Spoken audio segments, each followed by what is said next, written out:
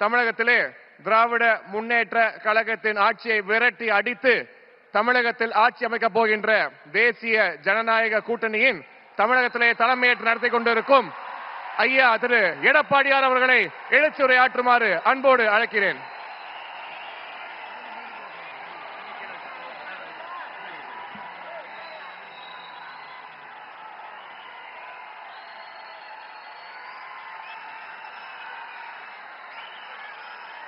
பொன்மனச்செம்மல் புரட்சி தலைவர் எம்ஜிஆர், இதயம் புரட்சி தலைவி அம்மாவை வணங்கி இந்திய திருநாடே மதுராங்கத்தை நோக்கி பார்த்து கொண்டிருக்கிறது. பாரத பிரதமர் அவர்கள் என்ன பேச போகிறார் என்று நாடே எதிர்பார்த்து கொண்டிருக்கின்றது. பாரத பிரதமர் அவர்கள் இந்த மண்ணிலே கால் வைத்தவுடனே இயற்கையே சூரியனை மறைத்து விட்டது.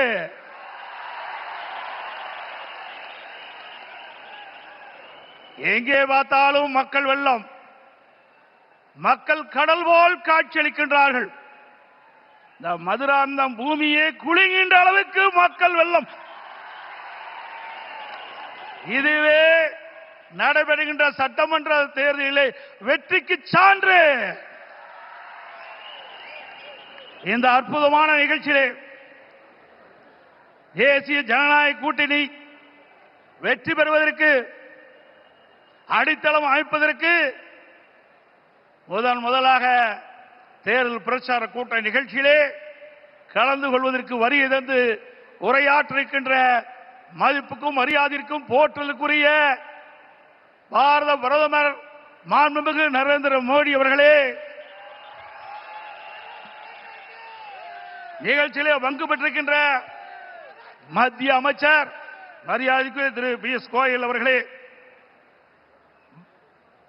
தமிழகத்தினுடைய மாநில பாரதிய ஜனதா தலைவர் முன்னாள் அமைச்சர் சகோதரர் திரு நயினார் நாகேந்திரன் எம்எல்ஏ அவர்களே, மத்திய இணை அமைச்சர் அருமைச்சகோதரர் திரு எஸ் முருகன் அவர்களே, பாட்டாளி மக்கள் கட்சியுடைய தலைவர் முன்னாள் மத்திய அமைச்சர் அருமைச்சகோதரர் டாக்டர் அன்புமணி அவர்களே, அம்மா மக்கள் முன்னேற்ற கழகத்தினுடைய பொதுச் செயலாளர் மதிப்புக்கும் மரியாதைக்கும் உரிய சகோதரர் திரு டிடிவி தினகரன் அவர்களே, தமிழ் மாநில காங்கிரஸ் தலைவர் முன்னாள் மத்திய அமைச்சர் மரியாதைக்கு திரு ஜே கே வாசன் அவர்களே, புரட்சி பாரதிய தலைவர் திரு பூவை ஜெகன்மூர்த்தி எம்எல்ஏ அவர்களே, மரியாதைக்குரிய புதிய நீதி கட்சி தலைவர் திரு ஏசி சண்முகம் அவர்களே, இந்திய ஜனநாயக கட்சியுடைய தலைவர் திரு பாரிவேந்தர் அவர்களே, தமிழக மக்கள் முன்னேற்ற கழக நிறுவனர் தலைவர் திரு ஜான் பாண்டியன் அவர்களே, பெருந்தலைவர் மக்கள் கட்சியுடைய தலைவர் திரு என்ஆர் தனபாலன் அவர்களே, முன்னாள் ஆளுநர் திரு தமிழிசை சவுந்தரராஜன் அவர்களே, முன்னாள் பாரதிய ஜனதா தலைவர் சகோதரர் திரு அண்ணாமலை அவர்களே, மற்றும் மேடையிலே வீற்றிருக்கின்ற கூட்டணி கட்சியினுடைய தலைவர்களே, நிர்வாகிகளே, மேடையிலே வீற்றிருக்கின்ற அனைத்து இந்திய அண்ணா திராவிட முன்னேற்ற கழகத்தினுடைய தலைமை கழக நிர்வாகிகளே, மாவட்ட கழக செயலாளர்களே, நாடாளுமன்ற உறுப்பினர்களே, சட்டமன்ற உறுப்பினர்களே, வாரி சிறப்பித்துக் கொண்டிருக்கின்ற தேசிய ஜனநாயக கூட்டணியில் அங்கம் வைக்கின்ற கட்சியினுடைய தலைவர்களே, நிர்வாகிகளே, தொண்டர்களே, பெரியவர்களே, தாய்மார்களே, ஊடக நண்பர்களே, பத்திரிகை நண்பர்களே, கழக உடன்பிறப்புகளே, அத்தனை பேருக்கும் என்னுடைய முதற்கண் வணக்கத்தை உரித்தாக்குகின்றேன்.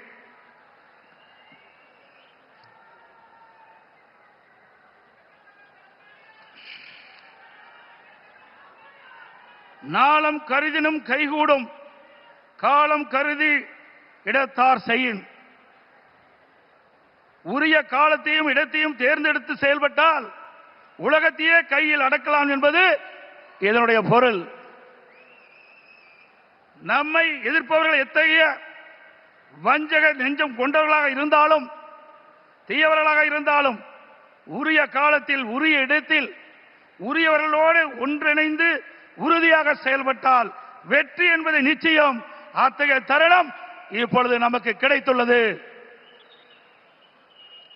இன்றைக்கு திராவிட முன்னேற்ற கழகம் ஆட்சி பொறுப்பேற்று 4.25 ஆண்டுகள் ஆகிவிட்டன. 4.25 ஆண்டு காலத்திலே மக்களுக்கு இந்த ஆட்சி கொடுத்தது வேதனை, துன்பம். எல்லா துறைகளிலும் ஊழல். ஊழல் இல்லாத துறையே கிடையாது. மக்களை வாட்டி வதைக்கின்ற அரசாங்கம் தேவையா? சொல்லுங்க, தேவையா? மக்களோட ஆட்சி அகற்றப்பட வேண்டும். ஒரு குடும்பம் வாழ 8 கோடி மக்களை சுரண்டுவது நியாயமா? இன்றைக்கு தமிழகத்தை திரு கருணாநிதியுடைய குடும்பம் ஆட்சியிலே அமர்ந்து கொள்ளையடித்துக் கொண்டிருக்கின்றது. திரு கருணாநிதி அவர்கள் முதலமைச்சராக இருந்தார். அதற்கு பிறகு ஸ்டாலின் முதலமைச்சராக இருக்கிறார். ஆட்சி பொறுப்பேற்று 4.25 ஆண்டு காலத்திலே அவர் செய்த சாதனை ஒன்றே ஒன்று, ஊழல், ஊழல், ஊழல். இன்றைக்கு திரு ஸ்டாலினுடைய குடும்பம் உலக அளவிலே மிகப்பெரிய பணக்கார குடும்பமாக திகழ்ந்து கொண்டிருக்கிறது.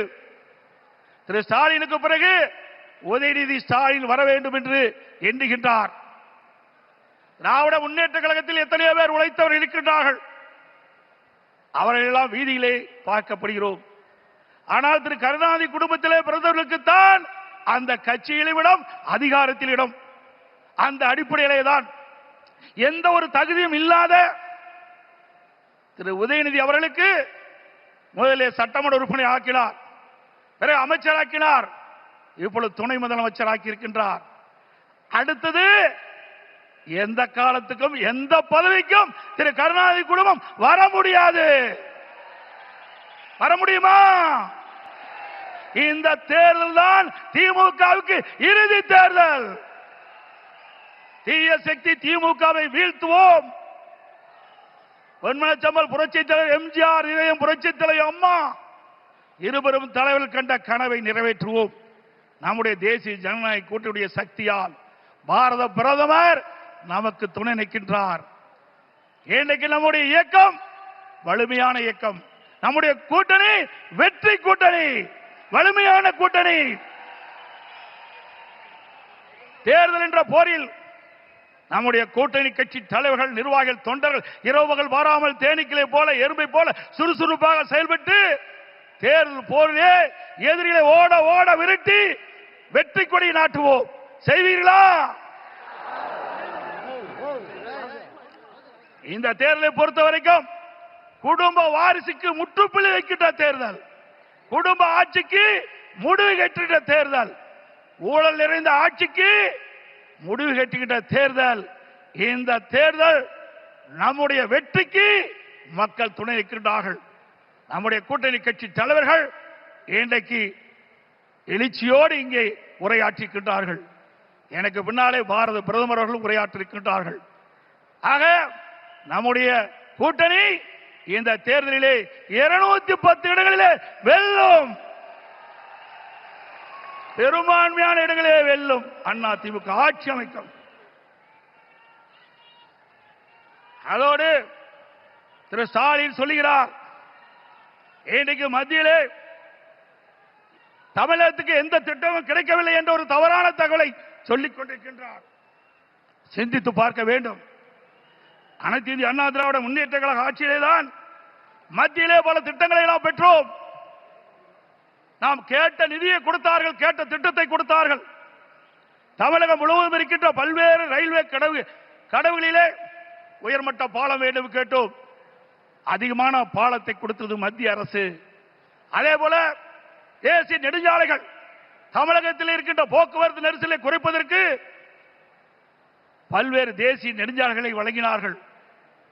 அது மட்டுமல்ல, சென்னை மாநகரத்தில் அதிகமான போக்குவரத்து நெரிசல் இருக்கின்ற காரணத்தினாலே மெட்ரோ ரயில் திட்டம் கட்டம் 2 அதற்கு அனுமதி கொடுக்கப்பட்டு சுமார் 63,000 கோடி ஒரே திட்டத்திற்கு அனுமதி வழங்கி அந்த திட்டத்தை மத்திய அமைச்சர்களே நேரடியாக வந்து அடிக்கல் நாட்டி சாதனை படைத்தோம். இதெல்லாம் மத்திய அரசாங்கம் கொடுக்கப்பட்ட திட்டம் அல்லவா? அதற்கு மேலாக காவிரி மேட்டூர் அணையிலிருந்து திறக்கப்படுகின்ற நீர் நதி காவிரி நதியின் வழியாக கடலிலே போய் கலக்கின்றது.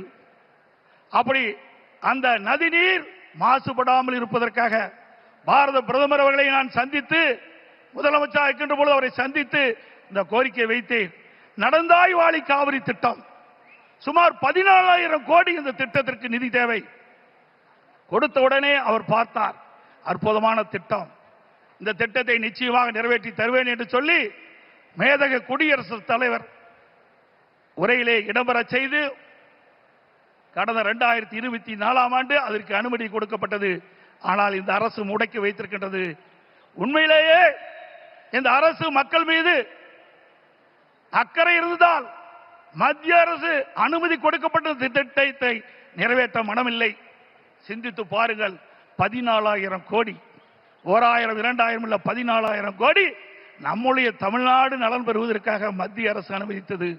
பாரத பிரதமர் அவர்கள் மனமுகந்து கொடுத்த அந்த திட்டம், அந்த திட்டத்தின் மூலமாக காவிரி நதியிலே கரை ஓரமாக இருக்கின்ற கழிவு நீர்கள் அந்த நதியிலே கலக்கின்ற பொழுது நீர் மாசுபடுகிறது.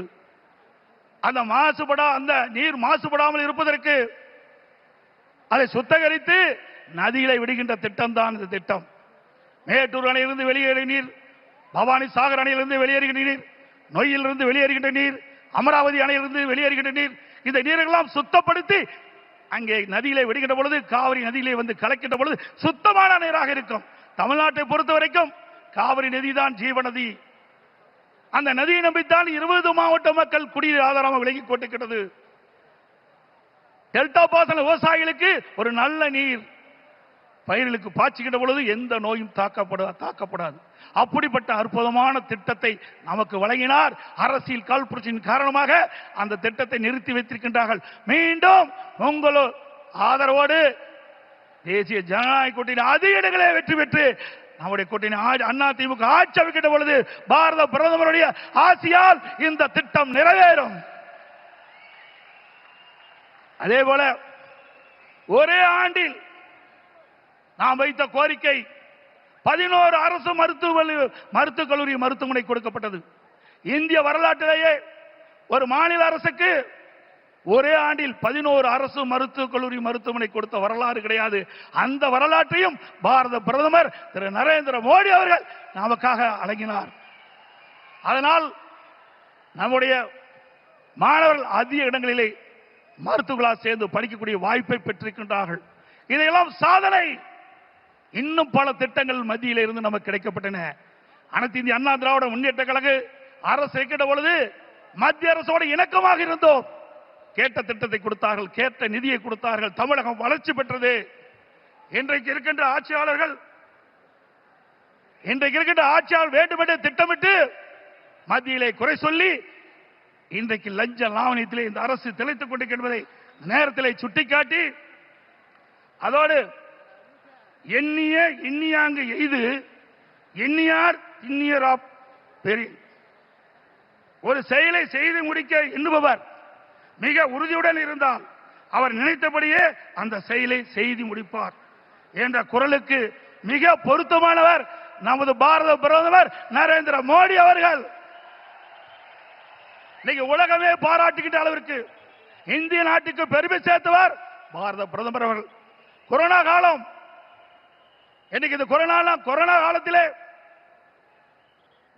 அந்த வைரஸ் நோயால் இன்றைக்கு வல்லரசு நாட்டில் கூட மக்களை காப்பாற்ற முடியவில்லை. அந்த காலகட்டத்தில் விலை மதிக்க முடியாத உயிரை காப்பாற்றுவதற்கு அவர் எடுத்த நடவடிக்கையினால் லட்சக்கணக்கான மக்கள் உயிர் பிழைத்தார்கள். அந்த நோய் எப்படி தாக்கும், எப்படி வரும், அதற்கு என்ன சிகிச்சை அளிக்க முடியும், அதற்கு என்ன மருந்து என்று கண்டுபிடிக்க முடியாத சூழ்நிலை கூட தன்னுடைய திறமையால் ஆற்றால் அதற்கு சிகிச்சை அளிப்பதற்கு உரிய மருந்தை கண்டுபிடித்து உரிய சிகிச்சை அளித்து விலை மதிக்க முடியாத உயிர்களை காப்பாற்றிய மா மனிதர் பாரத பிரதமர் நரேந்திர மோடி அவர்கள். இந்திய நாட்டு மக்கள் மட்டுமல்ல, வெளிநாட்டில் இருக்கின்ற மக்களுக்கும் அந்த உயிர்களை காப்பாற்றுவதற்கு விலையில்லா மருந்துகளை கொடுத்து காப்பாற்றிய மனித நேயம் படைத்த தலைவர் பாரத பிரதமர் நரேந்திர மோடி அவர்கள் என்பதை இந்த நேரத்தில் சுட்டிக்காட்டி,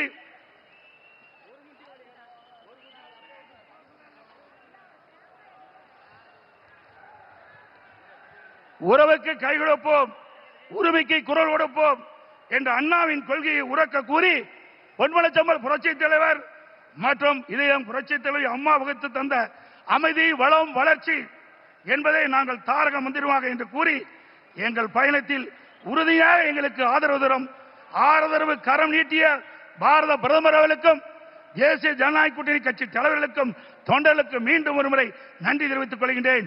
மக்களை காப்போம், தமிழகத்தை மீட்போம். By by Stalin. நன்றி, வணக்கம்.